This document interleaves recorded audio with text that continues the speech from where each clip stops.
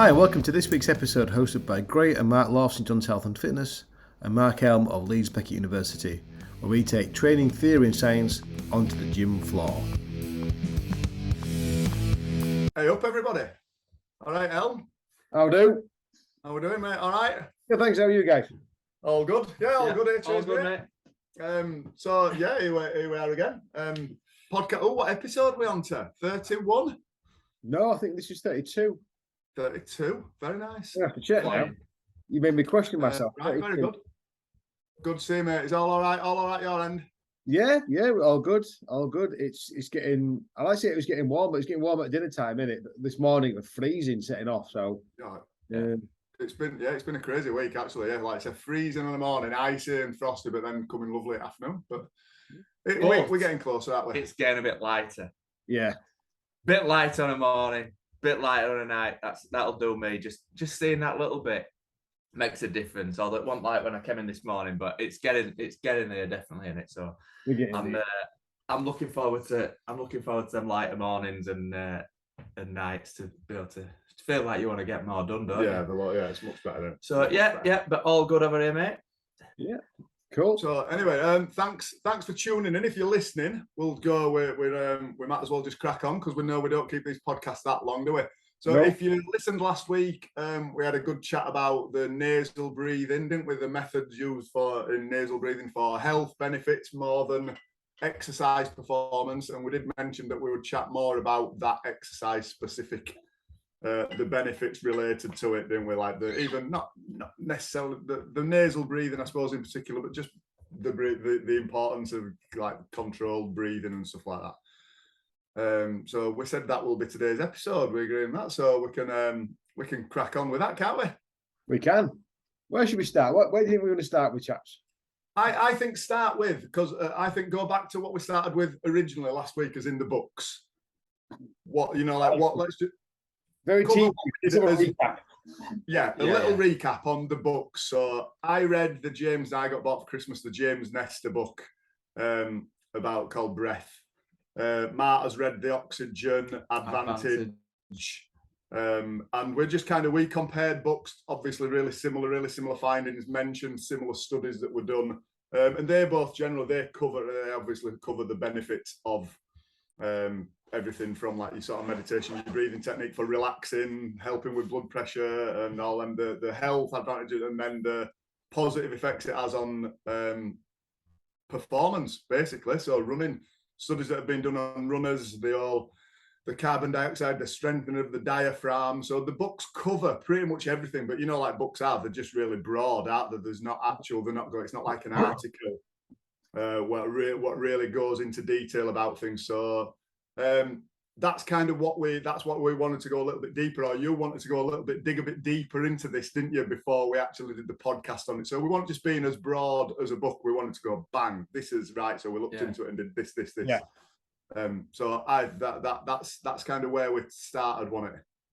Yeah. I think also, like you if you're talking about kind of your general population of people, the broad interest in one or two things, maybe both, but some people very much about health, being healthier, both psychologically and physically healthier.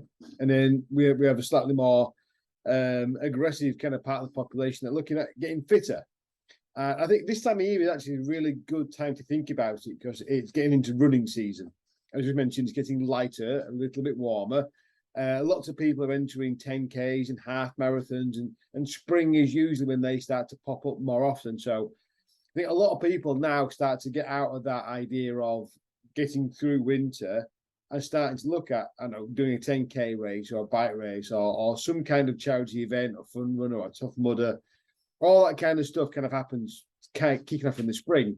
So now is the time when training starts to happen for those kinds of events. So people think less about health and maybe thinking a bit more about fitness and performance.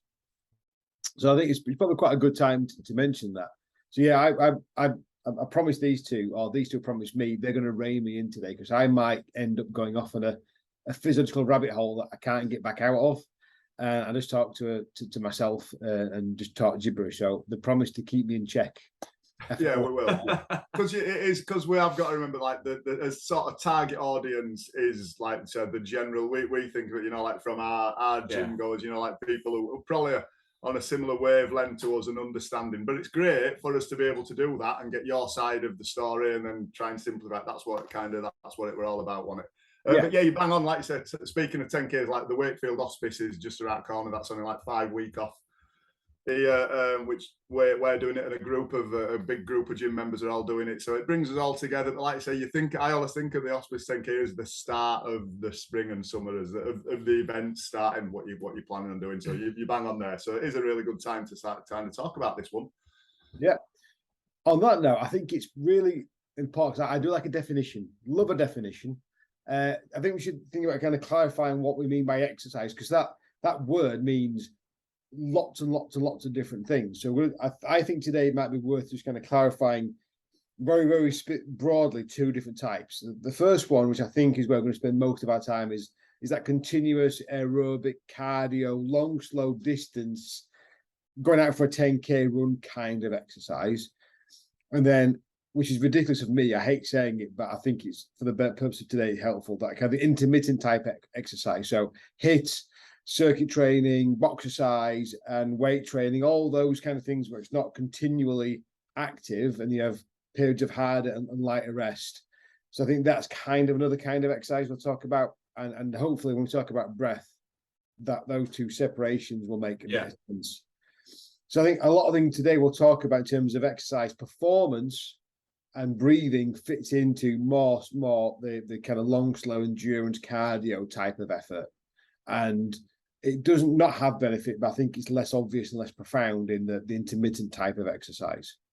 Hopefully I'll try and make that make sense in the next kind of 25, 30 minutes. Yeah, definitely. Yeah, sounds good. Yeah. Just before we do kick on with that, we've both been experimenting with this for a while, haven't we? From as a running, we started doing it. Obviously, Mark read the Oxygen Advantage way before. You read that months ago, didn't you? You read that before. 2 years ago. 2 years ago. So we've kind of toyed with it a little bit, the nasal breathing whilst running, but keeping, obviously, you have to keep the intensity lower when you're running because you cannot gasp for breath. It's just not as easy to get there. So you have to slow your pace down. You just have to control it.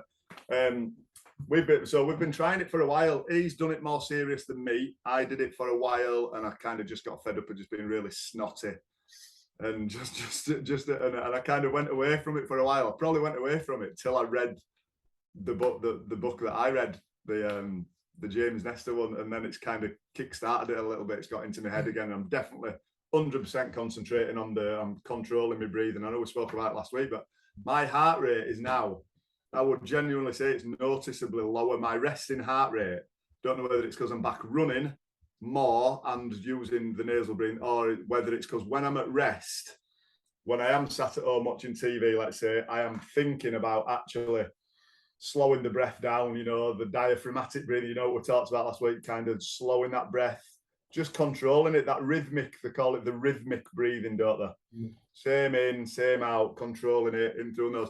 And at rest now, my heart rate is just dropping below 40. And it's never done that. I know that because I've got my Garmin. I've had the same watch now for years and years. So unless it's the watch that's playing up just at the same time, I don't think. Are you running out of battery? I really don't think it is. So I've always been, I'm around 42. You don't know but you watch because it tells you everything, doesn't it? Me resting, I would normally be about 42, 43. And some nights I'm just sat relaxed and it'll be 37. So I'm 99% sure it's because, but while I am sat resting like that, I am relaxing and I'm thinking about my breathing. But it's getting into my head now. It's becoming a habit. Whereas I really don't think I have to think about it anymore. I'm just doing it. So interesting. I will say this openly and out there though. I cannot say I am noticing that from a running point of view. But maybe I haven't been doing it long enough. I'm not feeling any, but I haven't experimented with different techniques, you know, like going back to mouth breathing when I'm going hard. I'm continuously trying the nose breathing. So I can't say hand on heart, I'm feeling loads better running since I've been nasal breathing. Whereas I would say he probably is. Yeah, definitely. Yeah. Well, when I first started doing the nasal breathing running, I could continue, but God, you know, like it were a strain of, you know, like really like fighting it. My pace had dropped right down. I was happy that it dropped my pace down because it changed me thinking a little bit of running, which I knew I had to do anyhow because I've always been one of them. We're not runners, are we? Us, like I'm more of a runner than you, but we're not runners. When I go for a run, I've always hit past. Right, let's get this done as quick as you can. And from word go, I don't enjoy it. I've never enjoyed it. So reading up on zone 2 training, slowing it down a little bit. If you're going for a steady run, make it a steady run. 80% of your runs should be that slower pace. So it made me do that. And I slowed right down. And then it's only in the last probably, I don't know exactly, but it's just, my pace is, without realising it, my pace is just like really increased. And I'm not putting a lot of effort in. I'm not trying. And my pace is just, well, I'm not saying it's lightning quick. For me, it's good.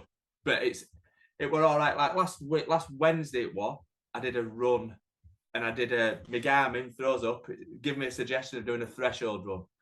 It were a 35-minute workout, 15 minutes at threshold pace. I ended up doing, within that 35-minute run, I did the 5K of it, I did in 23 minutes. All nasal breathing, and my pace for my 15 minutes were around 4 minutes 15 a kilometre. And I felt comfortable, genuinely felt comfortable doing it. I wasn't thinking, right, you've got to do this and really, still that snot problem. That's a pain in the backside. I'll give you that. I don't, it's frustrating is that. But apart from that, it's, I just feel quite relaxed running when I'm doing it instead of towing my balls off, if you know what I mean. I was like, as you're saying that, feeling relaxed, enjoying it. If my watch told me to do a threshold run while I was running it, I'd take it off and throw it in the bin as we were going round. It's a dickhead. I'm not doing that.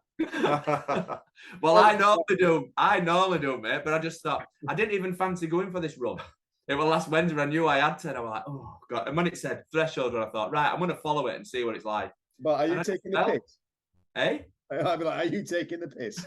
What did it give you? What time did it give you for a threshold run? It told me to run at 4:45. 4:45 a kilometre, and I did it at 4:15. It was telling me to slow down, but I felt comfortable, so I just continued.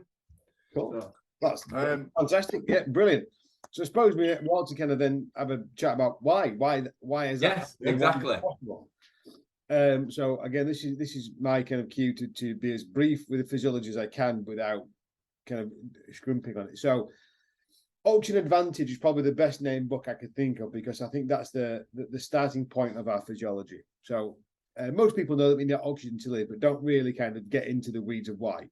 Basically, we take in nutrients and we convert that nutrient into something that we call ATP, and that's actually the currency our body spends for energy. But to turn that nutrient into ATP, we need to combine it with oxygen, which is kind of which is truly what metabolism really is. So people think about metabolism as the heart rate or how fast you breathe, all those kind of things. It's really the conversion and building of molecules in the body, and that particularly is the case. So with exercise, we're burning lots of calories, we're burning lots of fuel. The more oxygen we can collect and use, so it's not just about bringing it in, it's using it at the same time. In theory, the more work we can do, and again, in theory, the fitter that we become. Now, that's very, very true of the long, slow zone 2 stuff you've been talking about there. Is less true of the high intensity intermittent stuff. Yeah. That's a slightly different mechanism, which the beginning of the show, I kind of wanted to kind of separate those two bits out. So why does nasal breathing influence that at all? So I kind of dug into the physiology behind that. And there's a couple of really interesting things. It's all kind of a bit of a circle. But it all boils down to the ability to bring in oxygen, use that oxygen for fuel, and then get rid of the byproduct, and the byproduct being carbon dioxide. So what happens in nasal breathing versus mouth breathing is really quite fascinating. And it wasn't until I started reading the literature that we started to get a better understanding of that. And it's the idea of nitric oxide and nitrous oxide, which is laughing gas, that are the key things that you put in the car in dukes of hazard that makes it go faster. It finds itself in all sorts of different places. But nitric oxide is what we call a vasodilator. It's a really fancy term for it. Opens out your blood vessels and your lungs. So basically, we can get more air into the lungs because all of our vessels are dilated. There's more space inside them, so we can pull more air in. And more importantly, that air is in contact with more of the blood, and therefore we can take more of the oxygen from the air into the blood and then get it where it needs to be. So the only reason we can do that is through nasal breathing, because mouth breathing doesn't release that nitric oxide.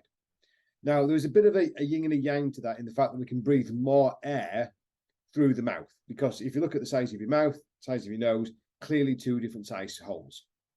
So we can bring volume through, but that volume doesn't necessarily be as efficient because we can't use as much of the lungs because we don't have as much of the blood vessels being opened out. So it's not as efficient. And it's that nitric oxide, that chemical release in the mucus at the back of your nose that stimulates that.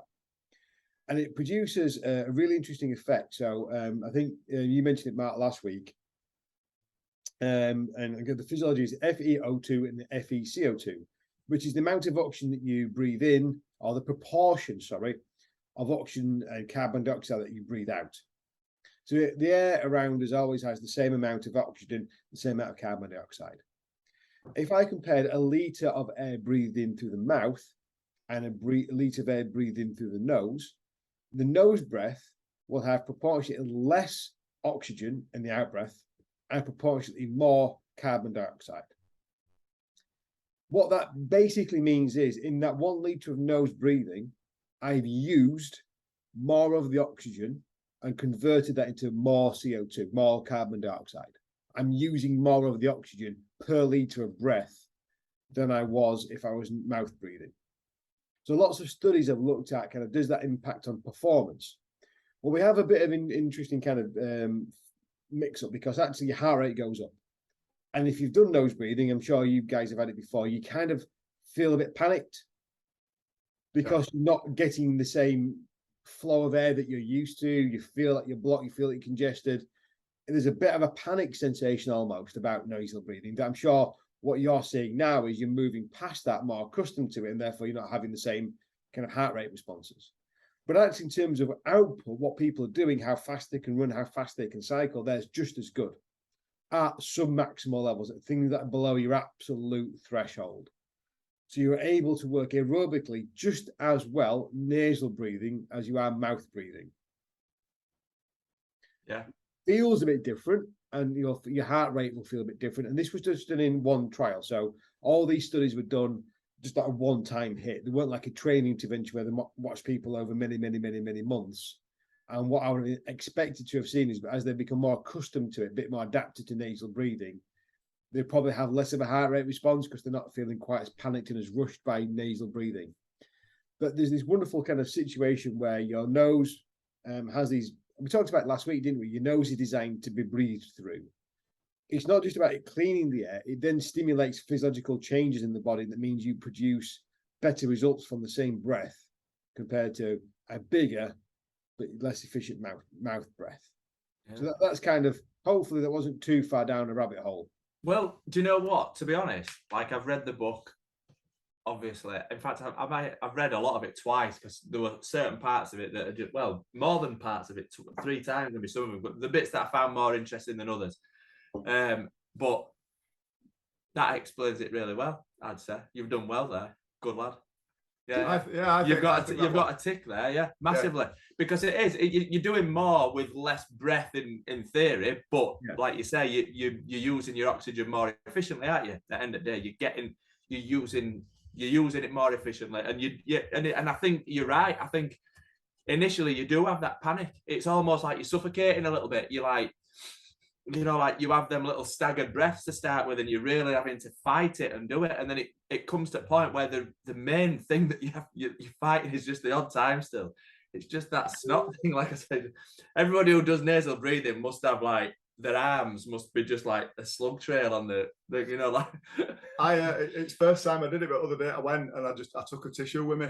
I did take a couple of pieces of kitchen roll, and I was actually just every couple of, and I was blowing my nose. It's hard while you're running. See, just such slight changes in anything throw you out of your pattern, don't they, when you're running? So you're running along, and you can't believe that just by going into a tissue and like losing that breath for like a split second, it throws you out of your pattern for a while for your stride. But it was still better than wiping or doing whatever. So that's what I'm just going to do in future. I'm going tonight, mate. I'm going to do another run tonight. I'm going to do it. Yeah. Going back, really, I just think I was thinking this after last week's pod, after, you know, we were chatting about the nose and the you know, the structure of the face, how we've changed over the years. Just think, how good would it have been now to have had the structure of the face? You know, I bet running back then was much easier because his nose was big. You know, like if the cavity and everything were designed, if it was just easier to breathe through his nose years ago, it must have been great running. Must have been much easier than trying to breathe through your nose now, because we're doing something that we're not. We've become, like I say, I do struggle, and I'm really gasping up through my nose, even though my nose is clear. I ain't got cold and there's no snot there now, but it feels restricted almost, doesn't it? Your nose. You know, when you take that really deep, hard breath in. It's quite interesting you say that, Greg. Have you read, was it the Human book or the anthropology book you were reading, I think, a few weeks ago? Yeah, Sapiens. Sapiens, that was it, sorry. Yeah. Go back in time, actually, we're not runners. The human race are not runners. Animals who tend to run on four legs. Yeah. We're walkers. So if you look at the human race, we evolved by walking huge distances. Yeah. There's a reason why we evolved to have tools and fire. So we didn't have to chase animals. Like leopards and cheetahs are really good at running really fast and chasing down the prey. Yeah. The race worked out a long time ago that we're not very good at that. So we got a spear instead, and an axe and a club, and battered the crap out of them instead. Yeah, or ran really short distance. We had to be able to run to escape, didn't we? Escape things off, catch things, but short distances. Like I said, we were never going to outrun animals, were we? No, but the human body was evolved to walk huge distances. It migrated out of Africa in different directions by walking. Yeah, it certainly didn't run that far, unlike Billy, who probably did. Ah, yeah, yeah. There might have been odd one like him. It was the other ultra runner that ran out of Africa, but apart from that, they all walked. So there's the other part. So the other thing I probably say is the flip side of things. So what I'm saying there is, if you are in that kind of zone 2 kind of category of aerobic exercise, the 10K pluses, but actually 5K or race walks, anything that's kind of long, slow endurance, during performance, there's a huge benefit from training yourself to be a nasal breather. And I think training to be a nasal breather is probably the way to start. Walking or doing a household, just getting the habit of using your nose for breathing. Going out and starting running, probably, again, it makes your life inconvenient. Your times will drop because it's harder to do. So it might not be kind of rewarding to start off running and nasal breathing or biking and nasal breathing, but start slow and build up to that. But on the other side of things, and again, I'd imagine most of the people that you see in the gym are in the intermittent space, the resistance training sessions, the boxercise, the HIIT classes. All of those activities are what we call super maximal. The demand for energy takes place so fast and so frequently that you can't get oxygen in and convert it into ATP quickly enough before you've burnt the exercise is finished. So what we call into those exercises are oxygen debt. And if you've done sports science, you'll have heard that term. If you haven't, it doesn't really matter. It's basically once you finish an exercise and you're out of breath, and people will be used to that, that breath you're trying to get back in is the debt you've built up for the amount of oxygen that you would have needed if you could get it in time. Yeah. So during those exercises, so during your HIIT class or your box size or your spin, all those things, like nasal breathing is not really going to perform the advantage. You probably are going to be sucking the big ones in through your mouth, big gasps there. And that's okay. We're not saying that you can't ever breathe through your mouth. That's not where we are. But it's the recovery where we need the oxygen. It's in those periods of time between work bouts where the recovery takes place that you need to bring the oxygen in and get it where it needs to be to replenish the fuel you just used and to convert lactate back into pyruvate. Again, going down to fills you back up. Lactate is fine as long as you put oxygen with it. And that's what our recovery is all about. So nasal breathing in those recovery periods will help the performance in the next work bout. So it won't help during the work bout. So if you're doing like a 30-second on, 30-second off interval session, the 30 seconds on, just breathe in how you can. Just get it in however you can. That's fine. But if you can be nasal breathing in a 30-second recovery period, that will help with the recovery. Yeah. If you're like me, you do 3 repetitions of a heavy squat and then sit around for 5 minutes, doesn't really matter.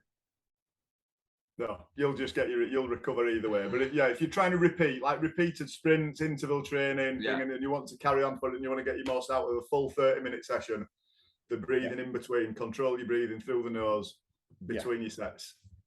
Yeah.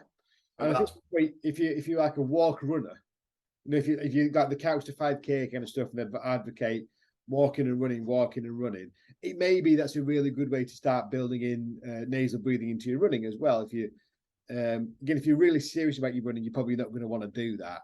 But it might well be that you go jog, run, and in the jogs you can get nasal breathing in, and then the running, but you just don't think about it all that much.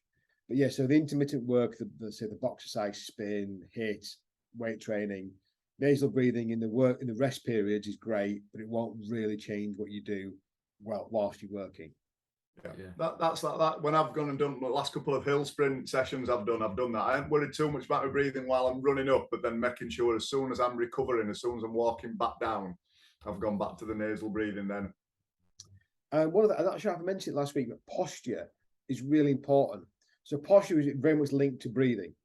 So if you've got a very poor posture, you'll turn your diaphragm off. So if you're kind of bent over, you're slouched, anything like that, your diaphragm can't work anywhere near as well. So how many people do you see slumped over in those recovery periods? Well, if you slump over, you get that crouch kind of flex spine position. You can't really use your diaphragm. Your rib cage is closed off. You need to bring air in, but your posture is stopping you doing so.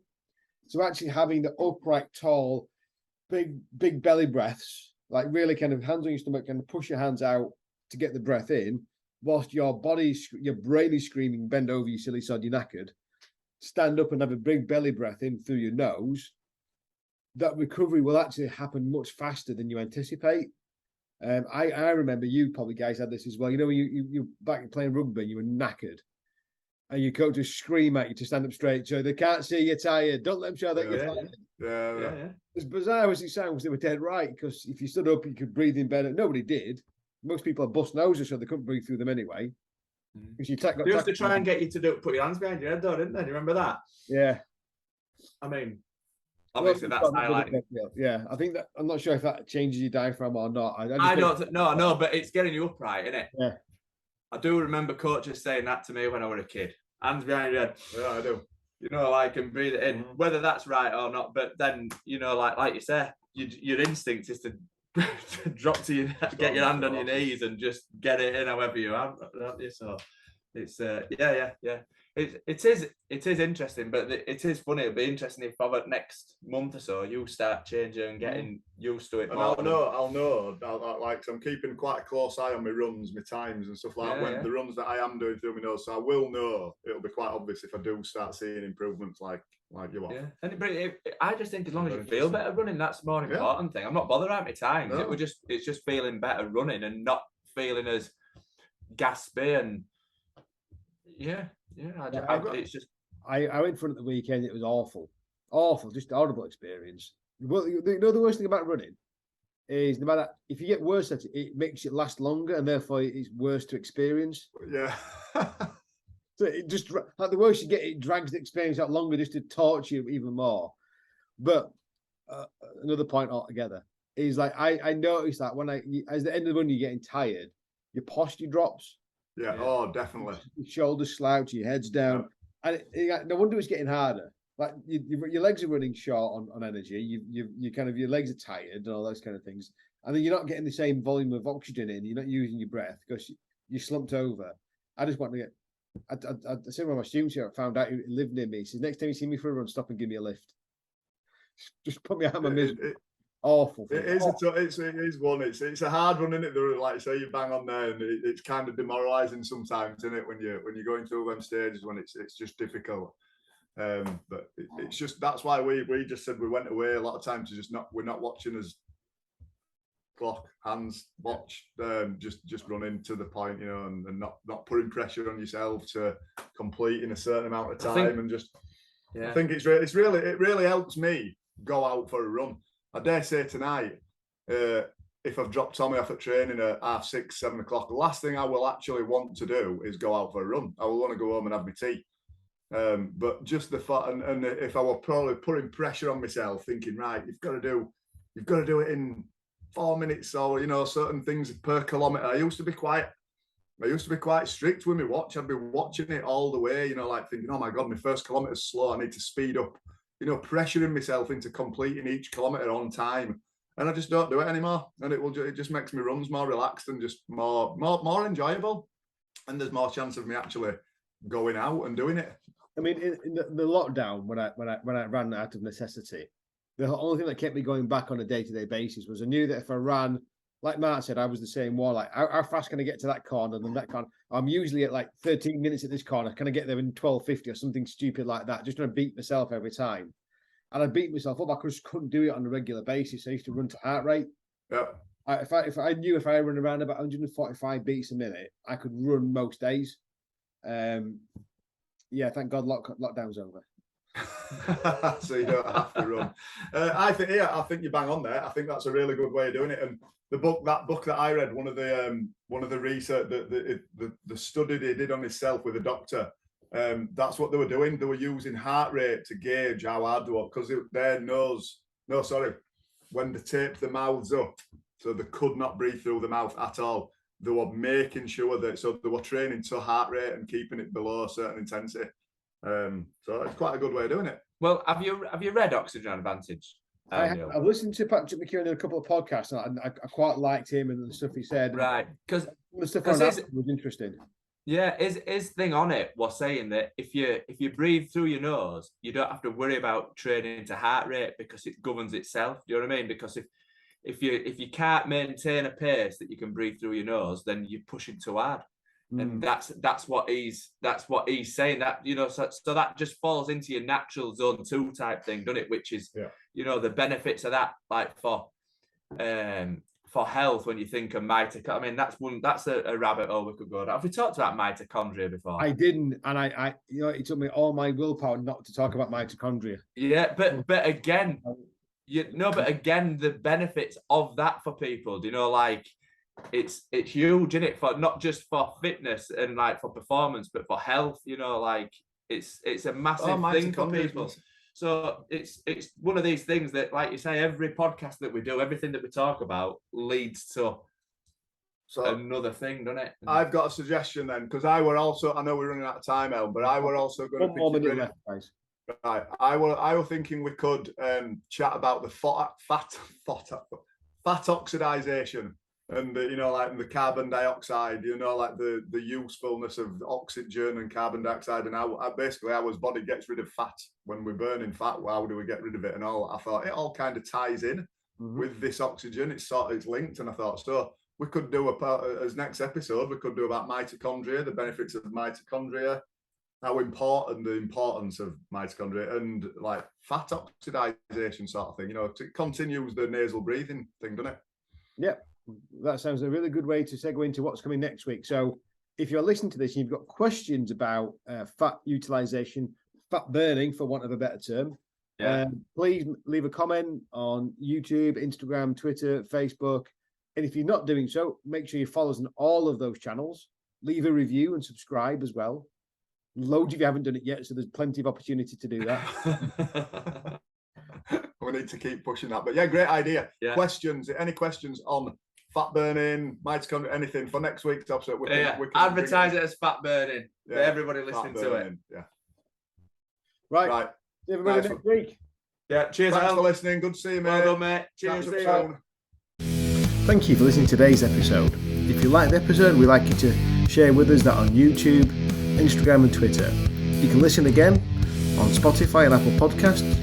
Please leave us a rating and a review, and any comments would be more than appreciated. And hopefully you'll tune back next time for our next episode.